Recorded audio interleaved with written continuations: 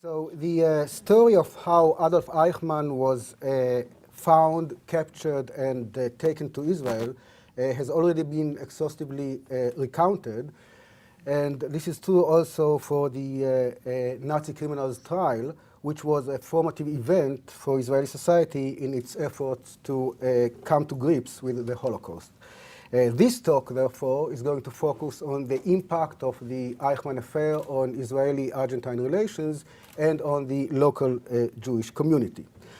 Now, the contrast between the very speedy resolution of the crisis in Israeli-Argentine relations and the affair's long-lasting effects on Argentina's Jews indicates that Argentine authorities were too often unwilling or unable to put a stop to anti-Semitic attacks by nationalist groups.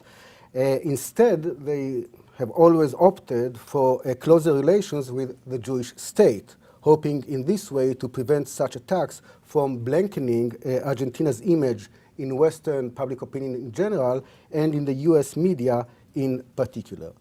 Securing US support and economic cooperation was, after all, a prime goal for all Argentine governments in the post-World War II era.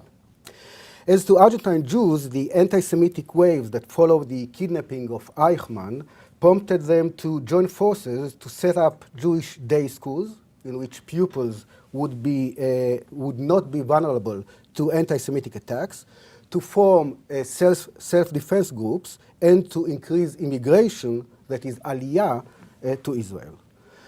From the outset, it was clear to the head of the Mossad, Isser Harel, that kidnapping Eichmann in a friendly state, in a friendly country like Argentina, would pose a difficult challenge to the state of Israel, both morally and politically. And as he said, to conduct a secret operation in the sovereign territory of a friendly state, and the question as to whether we were entitled morally and politically to do such a thing faced us in all its sharpness.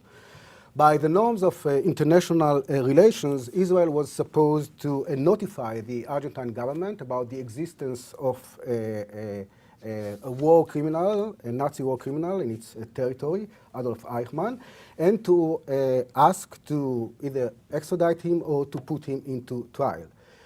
Had this happened, it is most probable that somebody in the police forces or security forces of Argentina would have let Eichmann know about this Israeli request, and he would have disappeared, because this is exactly what happened with Joseph Mengele, who was also sought by the Mossad at the time.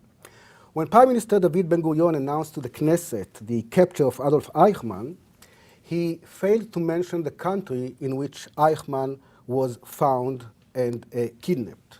The international media, however, within a couple of days, referred specifically to Israeli agents and to Argentina as the country where Eichmann was kidnapped.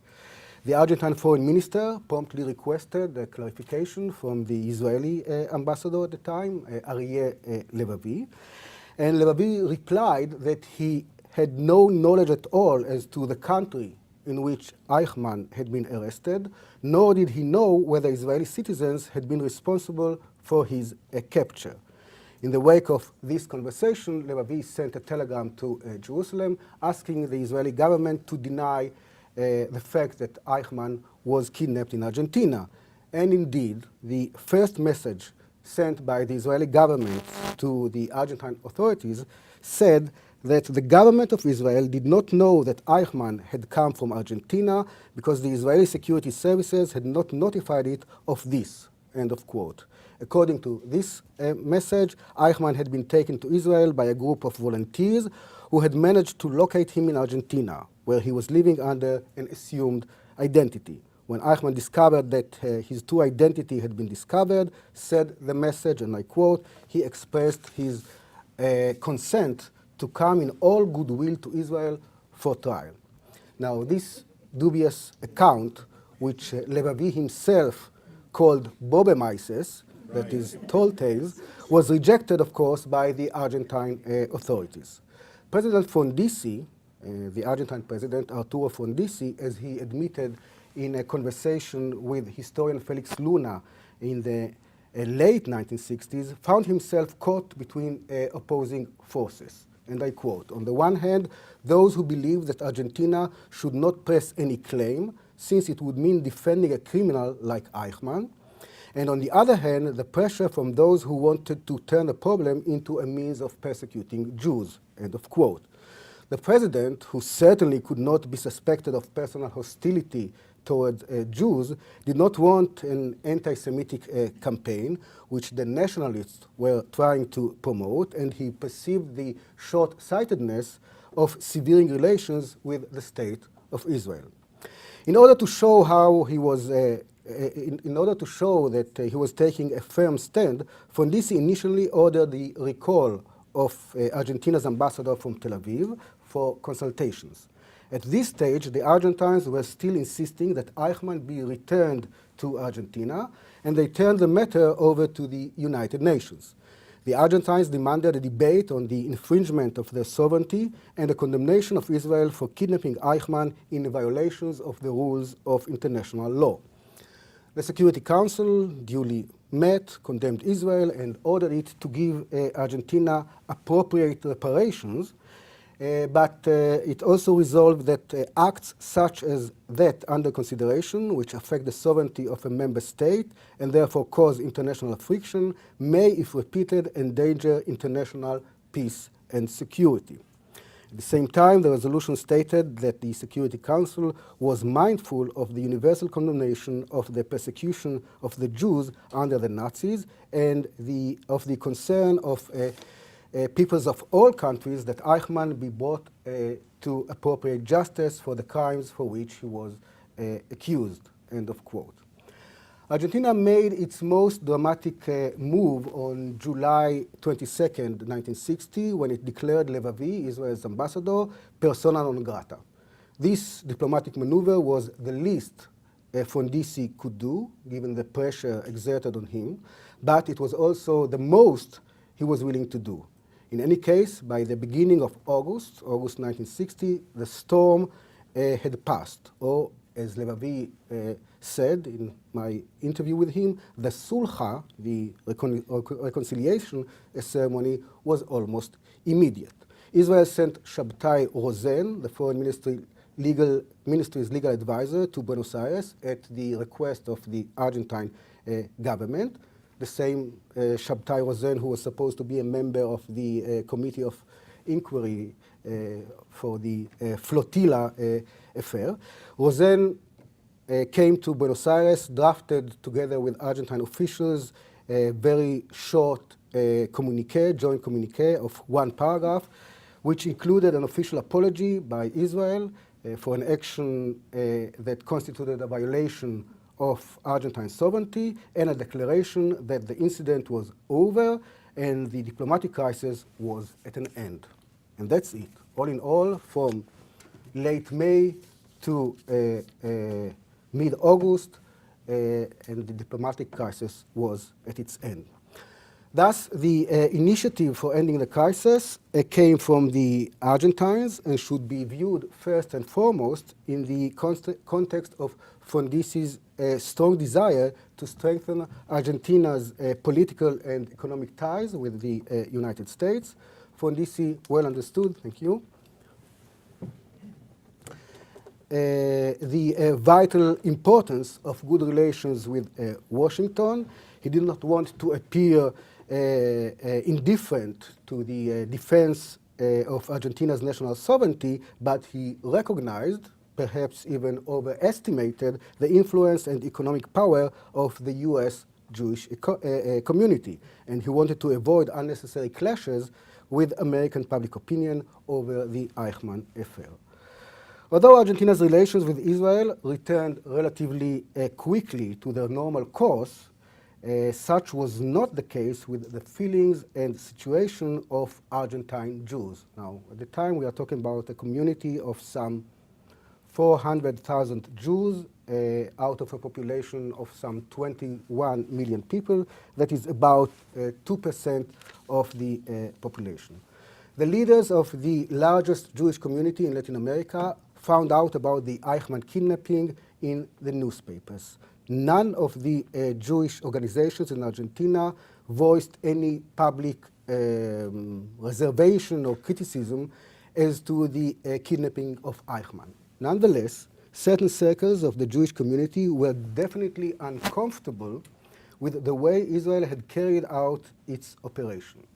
According to the American Jewish Committee representative in Buenos Aires, and I quote, "A feeling of panic developed among community leaders in the first days after Eichmann's seizure was revealed.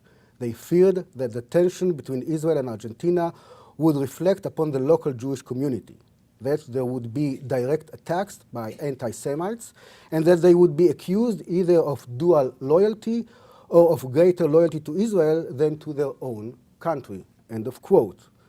Now, the more Zionist-oriented Natan Lerner, vice president of the Political Association of Argentine Jewry in the late 1950s and a former professor at Tel Aviv University, described the atmosphere in a slightly different way. There were mixed feelings, he said. In the first place, we all supported the action. Some of us were worried about the possible consequences. Some said it was an illegal deed. Some said it could hurt Israel's relations with Argentina, end of quote. At the height of the crisis, the Haaretz correspondent in Buenos Aires, Eliyahu Harel, also wrote of uneasy feelings, and I quote again. "In the Jewish street, they are saying that the government of Israel showed lack of understanding concerning a sensitive point in these Latin American countries. The wording of the Israeli communique and explanations do not seem in keeping with either the Jewish public's status, which is closely linked to Israel's position, or the friendly relationship with Argentina.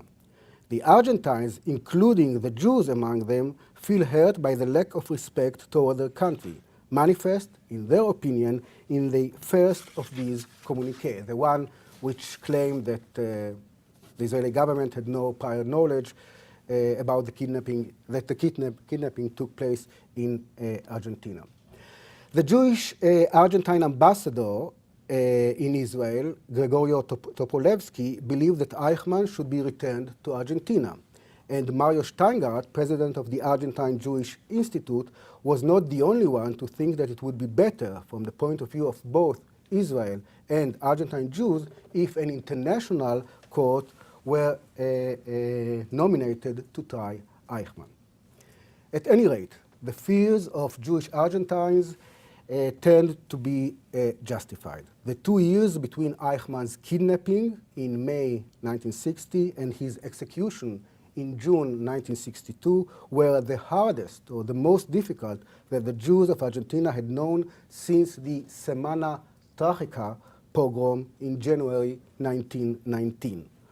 Although it may have seemed that within a few months after the kidnapping and the resolution of the diplomatic conflict, the wave of anti-Semitism should have passed, the beginning of Eichmann's trial in Jerusalem in April 1961, and the wide coverage it received in the Argentine press from the very first moment until the pronouncement of the death sentence more than a year later, kept the anti-Semitic campaign alive.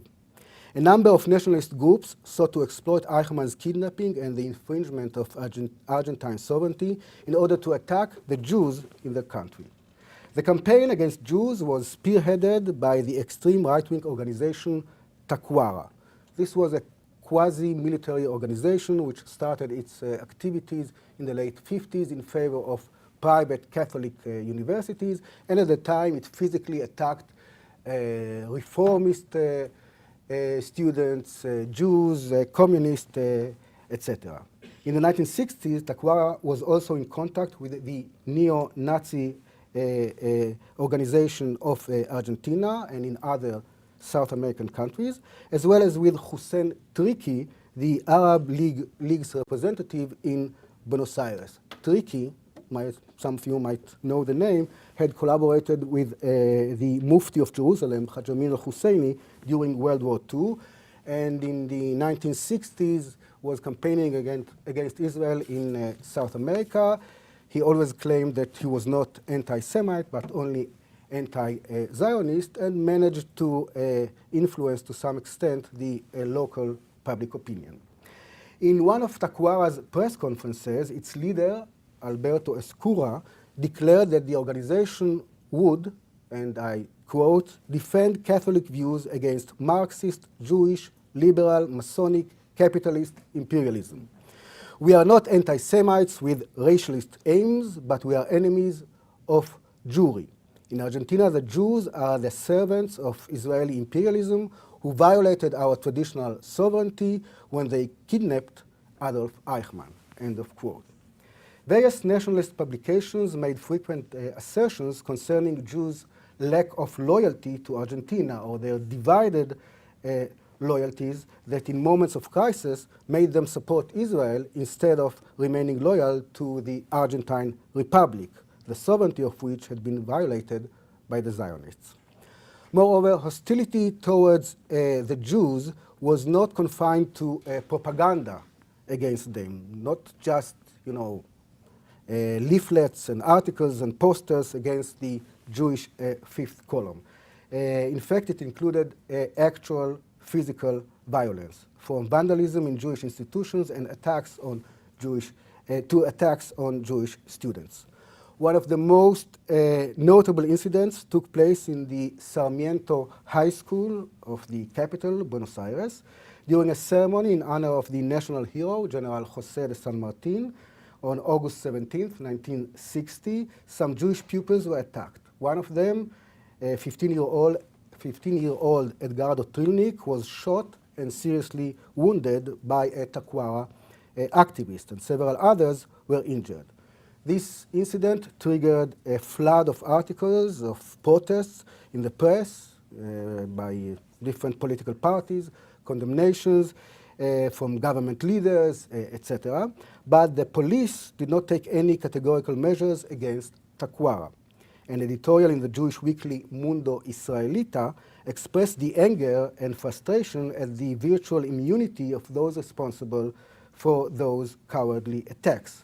And I quote, "The police never track them down, never punish them. Their identity is no secret. The perpetrators are known, as are their meeting places, the standards they bear, their distinctive slogans. They make no secret of their intentions, even announcing ahead of time the evil deeds they are about to commit. Yet nobody bothers them. On the contrary, the police authorize their public functions. The press, in fulfillment of an ill-conceived informative mission, gives them coverage," end of quote. In late August, students from various high schools in Buenos Aires went out to the streets to protest against the anti-Semitic violence. And police sources in Argentina emphasized that communist elements joined the march at an early stage, as if this lessened the seriousness of the acts against which they were protesting. Some spokesmen for the nationalist right used this argument, adopted, and that's interesting, not just by the federal police, but also by American diplomats stationed in Buenos Aires. Remember, this is the Cold War era. The argument that rightist attacks were in fact directed at leftists and radicals, and Jews were simply overrepresented in all leftist and radical associations. A senior government official told Rabbi Guillermo Schlesinger that the government could not worry about Tacuara's anti-Semitic activities because the organization was needed as an assault troop against communism, and everything else was secondary to this mission. Now, Argentine Jews' personal sense of security had been undermined in the early 1960s as a result of this wave of anti-Semitism. At the same time, the anti-Semitic incidents created a sense of solidarity among the Jews and prompted, among other actions, two initiatives of particular significance and importance to the Jewish community. First, Jewish parents joined forces to set up the first in a series of private accredited Jewish day schools where pupils could study without the threat of anti-Semitic attacks. The result was the first school, the Tarbut or Tarbut School of Buenos Aires, founded in late July 1960, and later on other similar schools were established as well. The second initiative, which was no less important, and there's very little written about this topic, was the formation of Jewish self-defense organizations. Initially in the capital, Buenos Aires, where about 80% of the Jews were based, but later also in the provinces of the interior. In the early 1960s, spontaneous groups of Jewish youth began training in judo, boxing, and various techniques of self-defense in order to repel possible provocations by anti-Semitic thugs. Israel's embassy, and this is a unique case, Israel's embassy as well as other Israeli envoys lent a helping hand. And I'm writing now a paper about this topic, comparing the Jewish Defense League here in New York to these groups of self-defense in Buenos Aires.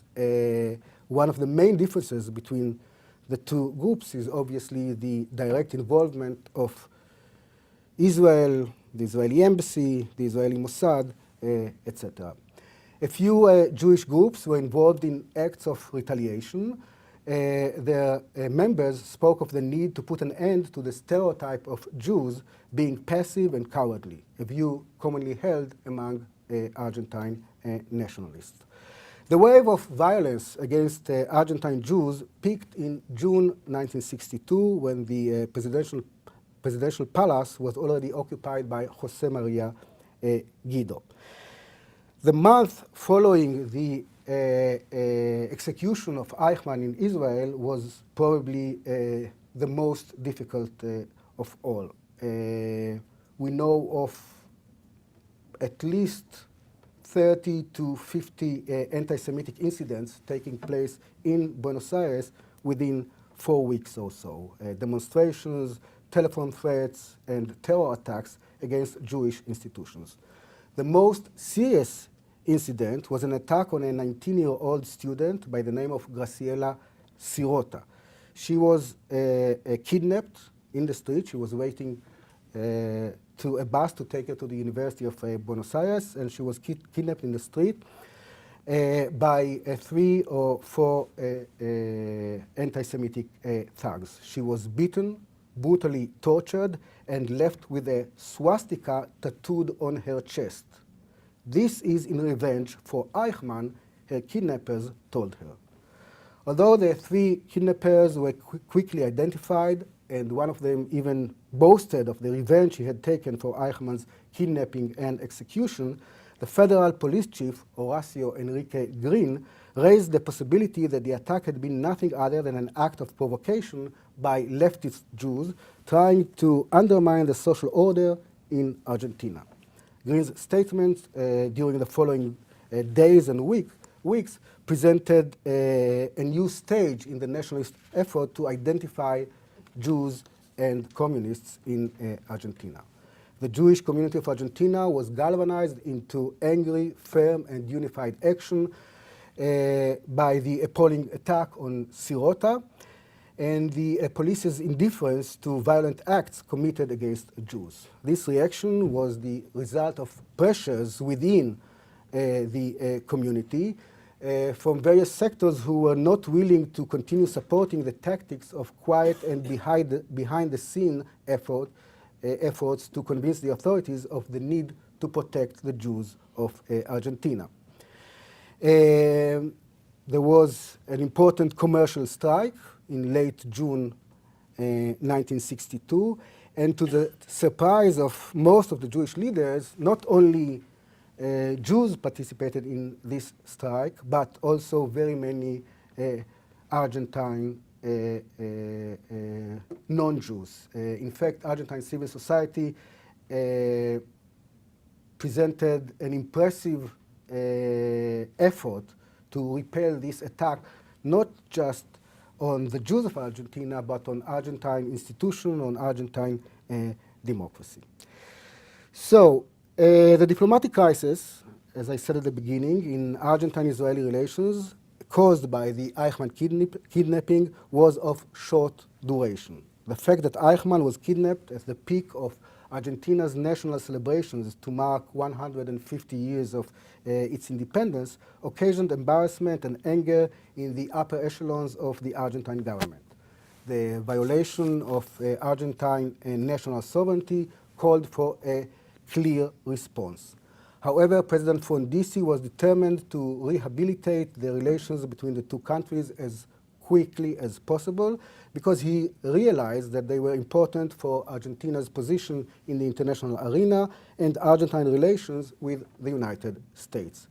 In contrast to Frondizi's brisk action to repair relations with the State of Israel, the Argentine authorities showed marked indulgence toward Tacuara and other anti-Semitic associations responsible for the physical and verbal attacks on Argentine Jews. This appeasing attitude towards the nationalists should be attributed to Frondizi's shaky political position. He was hoping not to provoke the nationalists, but it didn't help him. In 1962, he was deposed by the Argentine military. At any rate, the Argentine Jewish community, which was then just marking 100 years of its existence, became the target of a wave of anti-Semitic terror and nationalist attacks that sought to cast doubt on Jewish citizens' loyalty to the Argentine Republic. These attacks threatened Argentine Jews' sense of personal security. It encouraged thousands of Argentine Jews, including my parents-in-law, to relocate to Israel. The year 1963, following the 1960 to 1962 wave of anti-Semitism sparked by the Eichmann affair, was a peak year in Jewish aliyah from Argentina. Until 1963, relatively very few Jewish Argentine immigrated to Israel. But since the early 60s and onward, immigration to Israel became a permanent, practical option that Argentine Jews would consider. At the same time, a growing need was felt to establish framework that strengthened Jewish identity, such as the establishment of Jewish day schools or Jewish self-defense groups. The Argentine nationalists, for their part, continued to bring up the Eichmann kidnapping as a weapon against Argentine Jews and to question their loyalty to the Argentine Republic. Thus, for example, as late as December 1975, Juan Queraltó, leader of the Alianza Libertadora Nacionalista, the Nationalist Liberation Alliance, held a press conference in which he demanded the establishment of a national commission of inquiry to investigate various incidents that had taken place in the country since 1955. One of the things he wanted to find out was, and I quote, what happened with the Eichmann affair in which our national sovereignty was violated. End of quote. Thank you very much.